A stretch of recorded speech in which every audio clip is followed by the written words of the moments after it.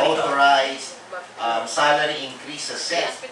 Alam niyo po, ang Pilipinas merong salary standardization law.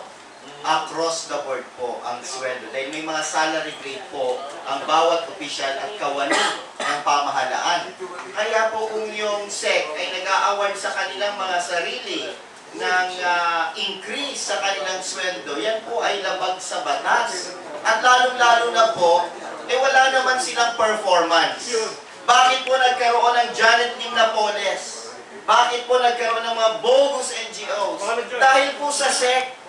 Tapos, Balanjay. Tapos, sila pa ngayon, ang kapal-kapal ng mga mukha na mag-a-award ng salary increase. Kaya nabuti na lang at nasa kote ng COA. At ang dapat, hindi sila entitled to any salary increase.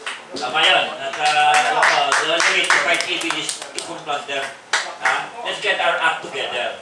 Not the only way to fight these people. So,